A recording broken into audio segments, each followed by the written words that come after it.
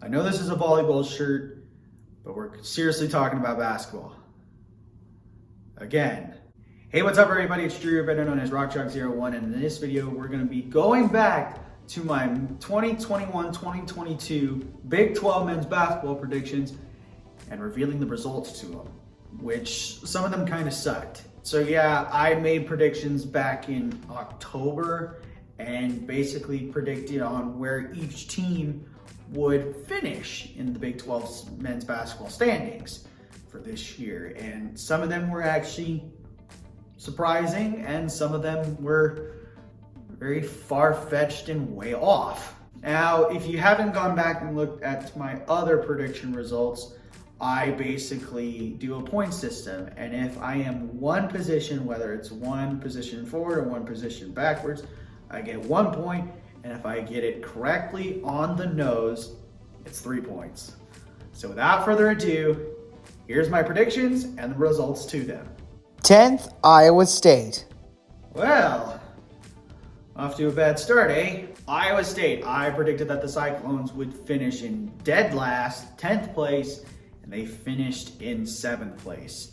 So, yeah, give Iowa State credit and give their head coach, TJ Olsenberger, so much more credit because he turned that program on its head from a 2-win season a year ago to over 20 wins and a Sweet 16 appearance. They competed. They actually competed, and they had an incredible start to the season, going undefeated for a couple months, and then once conference season hit, that's where we saw the Iowa State we knew and loved. I think they'll be okay.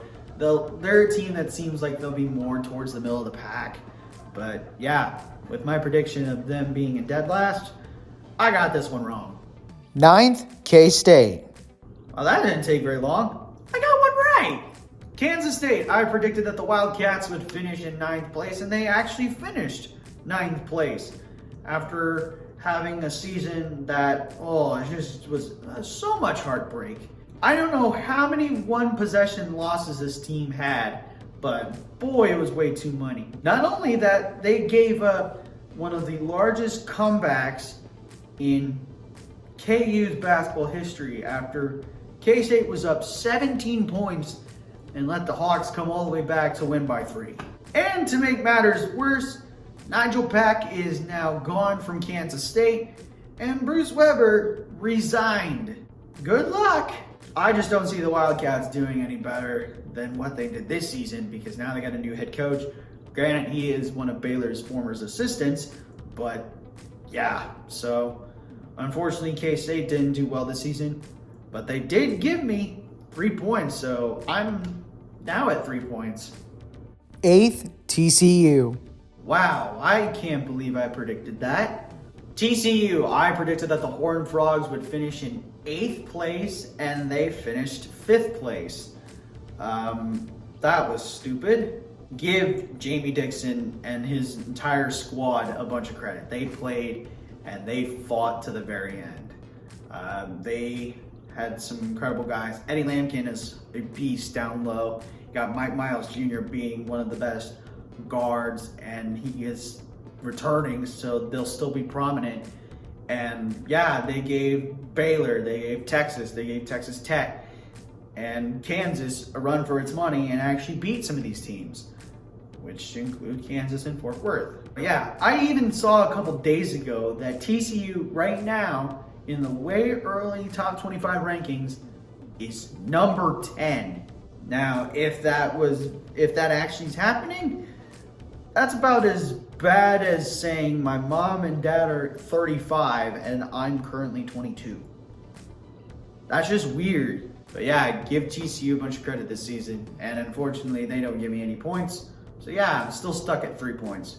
7th, Oklahoma. Well, I can chalk another point up here. Oklahoma, I predicted the Sooners to finish in 7th, and they finished 8th. Which was kind of expected. After losing Lon Kruger to retirement and picking up Porter Moser in the offseason as head coach, yeah, Oklahoma was going to have a little bit of a setback. But I feel confident that Moser and his coaching staff is going to be well protected, and I think Oklahoma is actually going to be much better. Unfortunately, this year, they beat teams and they had high-quality wins, and they were still snubbed at the NCAA tournament, more likely for the de facto Will Smith and his Michigan squad.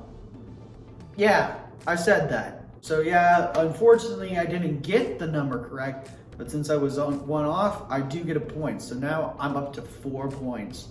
6th, Texas Tech.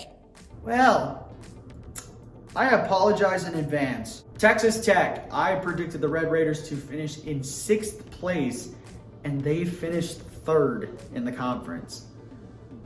Wow. I thought after Chris Beard left Texas Tech that they would have a little bit of a setback season and be towards the bottom half of the Big 12. Granted, they would still be in the top of the bottom half, but wouldn't be as productive as they lost guys in the transfer portal.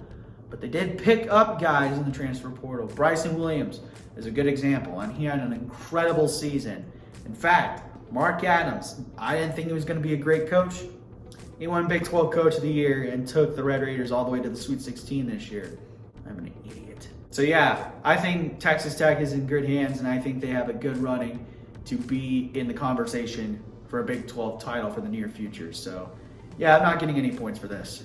5th, Oklahoma State.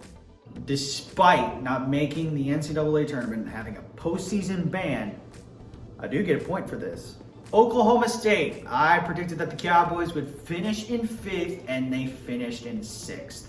After Likely came back, Mike Boynton picked up Bryce Thompson in the transfer portal. These guys actually look pretty good, and even though the record doesn't really say it, they did well in the Big 12 to earn 6th place in the conference. So, yeah, I do have this little bit of a fear that after this postseason ban, I think Oklahoma State will have a little bit of a setback season, more of a, a rebuilding season, but I feel they'll still be fighting for the mid, 4th through 6th place each year. So, granted, I did pick this one wrong, but I do get a point because I was one off. So now I'm up to 5 points.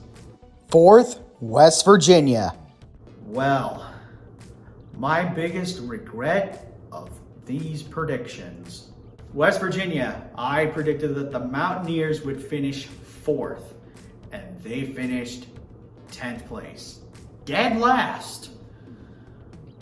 Damn. This squad was just a struggle to watch, especially in January, February, and March once conference play hit. They were great in November and December. They actually looked a lot better.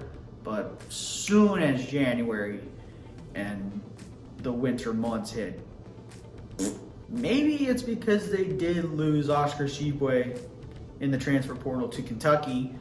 But yeah, there was just not that guy or that presence there at West Virginia. A little bit of a hot take here, but I think Bob Huggins is on the verge of retirement. I think I would give him 2 or 3 years at max left in Morgantown. So yeah, I'm not even gonna get any points here. Let's just get on to the next one. 3rd, Baylor. On a technicality, I do get a point here.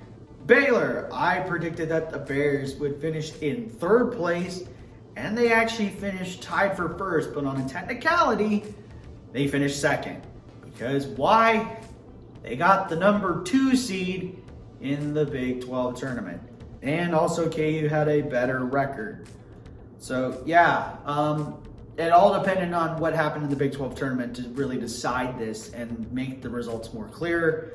If it just was depending on who went farther in the Big 12 tournament. Obviously, KU was the winner. But yeah, Baylor had a little bit of a national championship hangover, as I predicted, as they had a few more losses than they did this season and didn't really get any farther than the round of 32 in the NCAA tournament and got beat by North Carolina. Yeah, give Scott Drew credit. He kept the consistency in Waco up to high standards. Got another Big 12 title. That's their 2nd in a row. And yeah, I think he's going to be in good hands for next year. Jeremy Sohan was great. Matthew Meyer was decent this season. Jonathan Chachua, incredible until he got hurt. That hurt really for Baylor. Flo Thamba was great. LJ Cryer, unfortunately, he got hurt. That's the thing that really hurt Baylor was injuries. And that's why it sucks that everything happened to them late in the season. But give Baylor credit, they did give me a point here, so now I'm up to 6 points. Second, Texas. This is all I gotta say. Texas, I predicted that the Longhorns would finish in second place, and they finished fourth. What to say about Texas under first-year head coach Chris Beard? Better than average. I thought Texas really underperformed here. They had guys. They had Austin Carr as one of the top recruits coming to them. They had Christian Bishop, one of the guys that was a top recruit coming from Creighton. They had guys, but it just sucked that the potential that this team had did not live up to the hype. And yeah, it sucks. And it also sucks that Chris Beard did worse in his first year at Texas than his first year at Texas Tech. Seriously? However, I do think the Longhorns will still be a Big 12 potential team that will run away and race for the Big 12 title. So they'll still be in that top 5 conversation. But yeah, not getting any points here. First, Kansas. Yes, I am glad I got this one right. Kansas, I predicted that the Jayhawks would be the Big 12 champion, and sure enough, they did, but it was a tie for first with Baylor. However, on a technicality, Kansas was the 1 seed going into the Big 12 tournament. If I had to be really honest, they also had a better overall record than Baylor, so that's why they're also there too. What to say about the squad? After having a couple losses that were very questionable and a blowout loss against Kentucky and Allen Fieldhouse, the Jayhawks were one of college basketball's elite programs this season, winning the Big 12 regular season crown, and that makes it the 63rd regular season crown, a 50th NCAA tournament appearance, which is now 32 appearances in a row, going all the way to the Final Four for the 16th time, and eventually winning the school's 6th national championship in school history after beating North Carolina by 3. The squad was incredible. Ochai Agbaji was the Big 12 Player of the Year. David McCormick had something to say, especially in March. Christian Brown also has a running as an all Big 12 second team. McCormick was a third team. Wilson, I think, was a third team. DeJuan Harris was an all defensive team. KJ Adams was an all freshman team. This squad was incredible, and especially it shows after going 34-6 this season. So yeah, Kansas gives me 3 points on this one, so I end up with a total of 9 points. And those are the results to my predictions for the Big 12 men's basketball 2021-22 season. Let me know in the comments what you think. Also leave a like, share, and subscribe, and push that notification bell. And tell your friends about these videos. And I should see you again when the next video comes out. But until then, have a good day. Never ever bring anxiety to the field house. I'll catch you on the flip side. Peace.